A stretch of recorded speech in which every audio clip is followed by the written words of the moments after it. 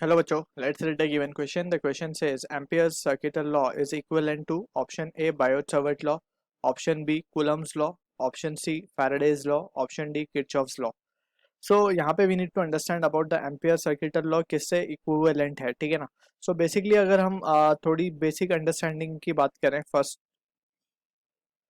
जो ये सारे लॉज गिवन है उसके बारे में हम थोड़ी थोड़ी सी बात कर लेते हैं and we can then easily can compare के एम्पेयर सर्किटल लॉ है क्या, ठीक है ना. तो पहले बायोट सावर्ट लॉ की बात करें. So it is the law that is use to calculate the magnetic field और उसका एक्सप्रेशन होता है mu naught by 4 pi I dl sine theta upon r square, ठीक है ना. So this is the Biot Savart law का expression and it is use to calculate magnetic field, जैसे कि हम देख सकते हैं बी का एक्सप्रेशन है ये, ठीक है. बात करते हैं कूलम्स लॉ की. सो कूलम्स लॉ क्या, it gives the force that is acting between the two charges of either same nature और opposite nature, दोनों के बीच में जो force of attraction या repulsion होता है उसके quantitative relation देता है Coulomb's law, that is given by the expression F equals to K Q1 Q2 by R square. So this is the expression.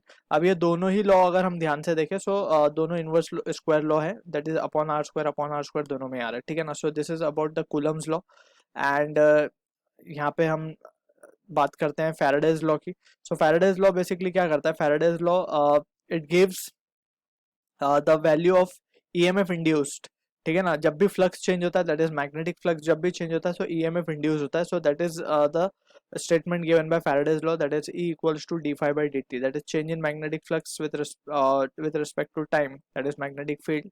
So induce EMF induce होता है. So that's what the relation is given by Faraday's law. Kirchhoff law की अगर हम बात करें, so Kirchhoff's law basically Kirchhoff के दो law हैं, junction law and this voltage law. So junction law क्या बोलता है, summation of current on any junction is zero, that is current, या हम इसको इस तरीके से भी समझ सकते हैं, current coming towards the junction is equals to current leaving the junction. And second law है summation of E plus summation of I R is equals to zero, ठीक है.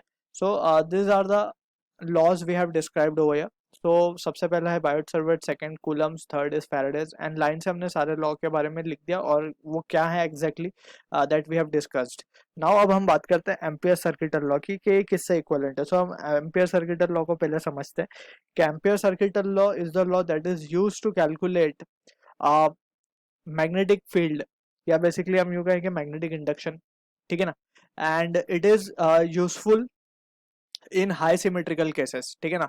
ये है एक्चुअली बायोट सावर्ट लॉ ही, ठीक है ना. Biot Savart law का काम है मैग्नेटिक फील्ड को फाइंड करना एंड एम्पियर सर्किटल लॉ का भी काम वही है. It is useful in calculating the magnetic field, लेकिन दोनों में फर्क ये है कि ये ampere circuital law is useful, ampere circuital law is useful in symmetrical cases. ज्यादातर सिमेट्रिकल केसेस में यूजफुल होता है, हर जगह लगा सकते हैं लेकिन ज्यादातर यूजफुल कहाँ आएगा हमें, सिमेट्रिकल केसेस में. और यहाँ पे कुछ पॉइंट्स है जो हमें पता होने चाहिए so that we can use it, और उसी केस में we can apply Ampere circuital law. और also first before moving on to that, इसका जो जनरल स्टेटमेंट है वो होता है integral, that is the line integral of B dot D L is equals to mu naught times of current enclosed in the loop, ठीक है ना. So this is the general statement of the ampere circuital law, ठीक. अब यहाँ पे हम points लिख लेते हैं कि क्या क्या कंडीशंस में we can apply this. So first important condition है when angle between magnetic field and dl is zero, basically हम कह सकते हैं, या व्हेन बेसिकली हम इसे ऐसा कहें तो ज़्यादा बेटर होगा, when B that is magnetic field vector and dl vector are tangential, यानी कि दोनों के बीच का एंगल जीरो होगा, है ना. Are tangential and B is non zero and constant, ठीक है ना. ये केस में हम अप्लाई कर सकते हैं.